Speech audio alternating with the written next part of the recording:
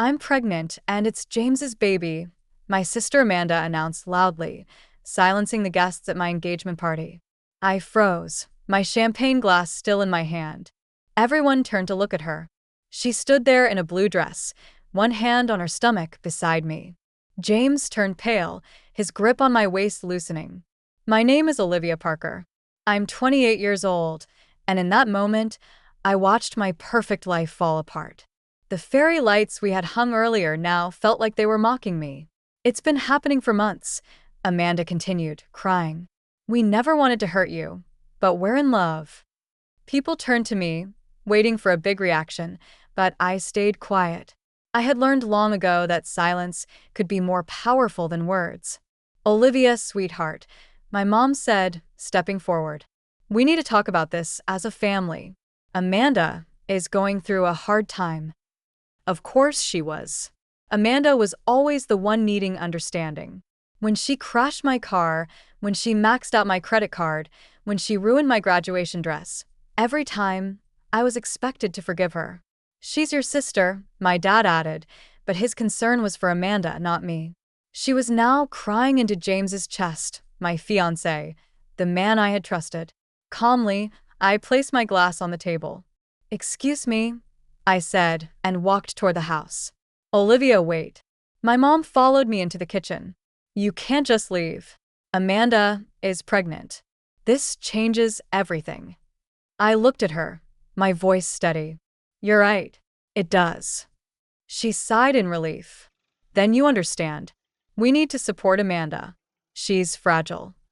I almost laughed. Even now, it was all about Amanda. I understand, I said, picking up my car keys. Where are you going? She asked in panic. We need to talk. Amanda has you. I replied. She always has. As I walked to my car, James called my name. I didn't turn around. I didn't cry. I didn't give them the satisfaction of seeing me break. Instead, I drove to the one place I knew I could think clearly, my grandmother's cottage by the lake. What no one knew was that I had suspected this for weeks. James's secret texts, his unexplained meetings, Amanda's sudden illnesses, it all made sense. But I hadn't just suspected. I had prepared. 2 weeks ago, I hired a private investigator. 1 week ago, I moved my important belongings into a safety deposit box. 3 days ago, I started removing James from our joint accounts. And yesterday, I convinced him to take a DNA test, pretending it was for insurance. Sitting on my grandmother's porch, I ignored the flood of messages from James, Amanda, and my parents. Instead, I called the one person who had never believed Amanda's lies, my Aunt Sarah. I saw Amanda's little show on Facebook Live, she said. She always loved drama. She says she's pregnant. I told her. So she says. Aunt Sarah replied, but you didn't call me just to cry, did you? No, I said, sitting up straighter. I need your help. Does it involve making Amanda and James regret this? It might. I'm in, she said. What's the plan? For the first time that night, I smiled. First, we wait for the DNA results. Then we show them what real family loyalty looks like. That night, as I lay in bed, my phone finally stopped buzzing. My family probably thought I was somewhere crying, waiting to forgive them. They thought they knew me, the quiet, responsible one who had always put family first. But they had forgotten something. I was also my grandmother's granddaughter, and she had taught me that sometimes the quiet ones are the most dangerous. I opened her old journal, the one where she had written about handling betrayal and getting justice. Sometimes, dear, she had written, the best revenge is letting people think they've won until they realize they've lost everything. I smiled. Amanda had chosen the moment to ruin my life, but I would choose the moment to reveal the truth. The DNA results would arrive in 2 months. Until then, I had work to do. The next 2 months tested my patience. I watched from a distance as Amanda and James played the happy couple, fully supported by my parents. Amanda even moved into my old apartment, the one I had shared with James, while I stayed at my grandmother's cottage, quietly putting my plan into action. They're telling everyone you had a breakdown, Aunt Sarah told me one morning over coffee. Amanda's acting like the caring sister, stepping in to support James while you recover. I stirred my coffee. What else? They're having an engagement party next week. Your mother is calling it a celebration of new beginnings. Aunt Sarah rolled her eyes. Linda's pretending you never existed. That was my mother's specialty, rewriting history. Now, she had turned me into the unstable one, while Amanda was the responsible sister, creating a happy family. If only they knew what I had found. The private investigator's report had everything: hotel security footage, time-stamped photos, credit card statements, but the most important detail? Medical records that would soon change everything. Are you sure about this? Aunt Sarah asked as I looked over the documents. Once you do this, there's no going back. Your relationship with your parents will be over the moment they chose Amanda's lies. I said again, my phone buzzing with a notification from the lab. The DNA results were ready. The timing was perfect. Tonight was Amanda and James's engagement party, hosted by my parents at their country club, the same place where, 3 months ago, James had proposed to me. Ready? Aunt Sarah asked as we parked outside. I smoothed my black dress. Power, not warning. Absolutely. Even from the entrance, I could hear the party. Amanda's laugh rang out, and my mother's voice proudly introduced her expecting daughter and future son-in-law. Then, silence. Olivia, my mother said, forcing a smile. This is a private party. I won't stay long, I said. I just came to share some news. Amanda stepped forward, her hand protectively over her growing belly. Haven't you caused enough drama? We're trying to celebrate. I smiled, remembering my grandmother's advice. Let them think they've won. I actually brought a gift, I said, pulling an envelope from my purse. James's DNA test results. James, who had been standing stiffly since I arrived, went pale. That was for insurance, he stammered.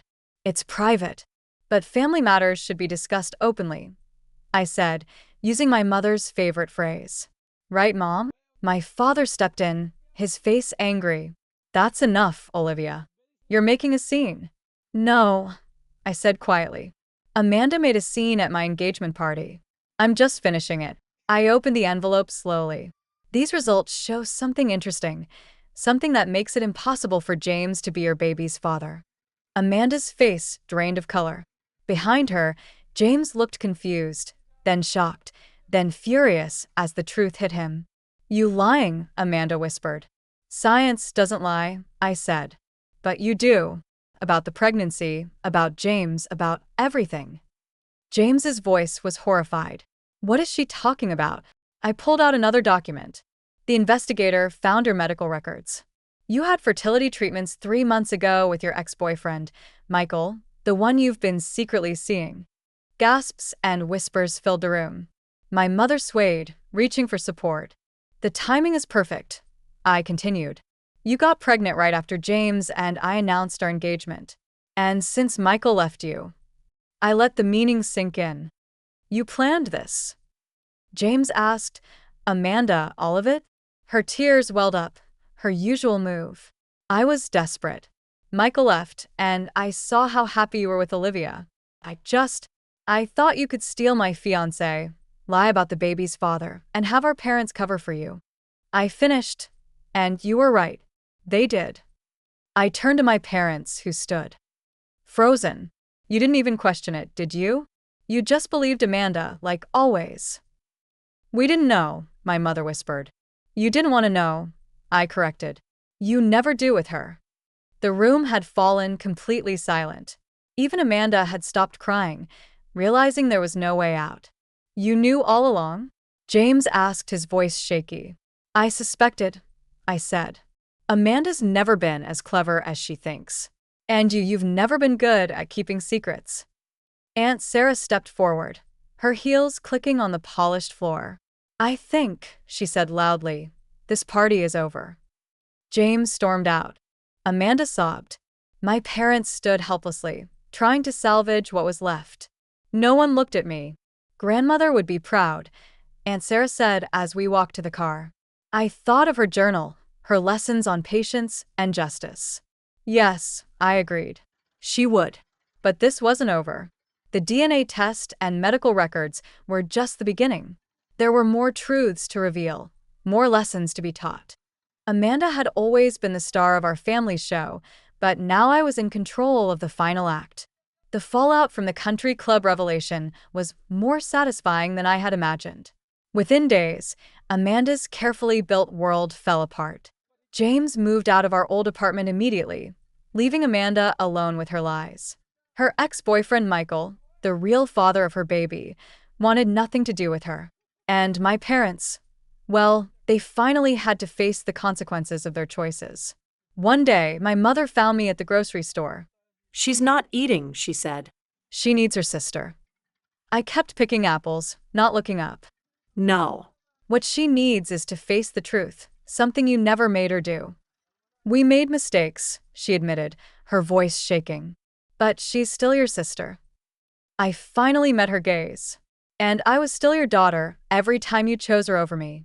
Then came another revelation, this one from Aunt Sarah. Over dinner, she shared what she had discovered. Your father has been paying Amanda's credit card bills for years, she said, spreading them on the table, including the hotels where she met Michael, while you and James were engaged.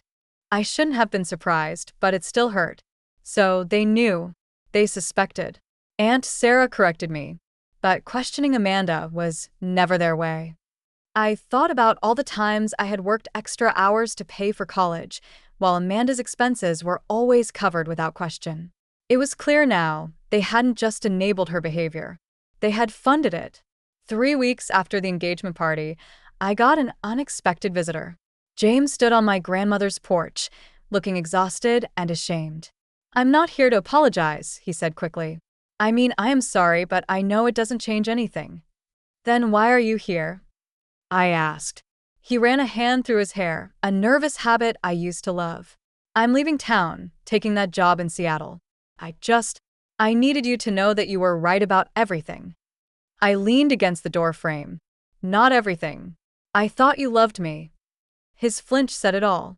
After he left, I sat on the porch swing where grandmother used to tell me stories. Her journal lay open in my lap, and one passage stood out. The greatest victory isn't in destroying those who hurt you, but in rebuilding yourself stronger than before. Then came the final twist, one that changed everything. One morning, Aunt Sarah arrived with a stack of legal papers. I found these in Mother's safety deposit box, she said, spreading them on the table. Looks like grandmother left you more than just the cottage. The documents revealed a trust fund in my name, one meant to help with my wedding and a future home. She had also kept records of every dollar my parents had taken from her to cover Amanda's expenses over the years. There's a letter for you, Aunt Sarah added, handing me an envelope in grandmother's neat handwriting. It read, My dearest Olivia, if you're reading this, they finally pushed you too far. Use these documents wisely. Sometimes, the best revenge is letting people face the consequences of their own actions. I followed her advice. My lawyer sent copies of the financial records to my parents with a simple note. The truth has a way of revealing itself. 2 days later, Amanda moved back home. Her perfect future in ruins. My parents could no longer deny what they had done. What do you want from us? My father asked over the phone, his voice heavy with defeat. Nothing, I said honestly. I don't want anything from you anymore. That was the real victory, not punishing them, but freeing myself. 6 months later, I sold my share of the family property. Amanda tried to fight it, but the documents were airtight. I used the money to buy a small bookstore near the cottage, something I had always dreamed of but never pursued because my parents wanted me to be practical. Aunt Sarah helped me renovate, and on opening day, she gave me a special gift, grandmother's journal, rebound in leather with a new inscription. For Olivia, who learned that the quietest voice often speaks the loudest truth. I keep the DNA test results in my desk drawer, not as a reminder of betrayal, but as proof of my strength. Amanda still lives with our parents, her baby due any day now. I hear things about them sometimes, but their drama no longer touches me. Last week, I got a wedding invitation from James. He's marrying someone new in Seattle. I sent it back unopened. Some chapters are better left closed. Now, as I sit on the cottage porch, watching the sunset over the lake, I finally understand what grandmother meant about victory. It's not about winning the fight, it's about choosing your own path forward. Amanda's betrayal didn't break me, it set me free. And that is the best revenge of all.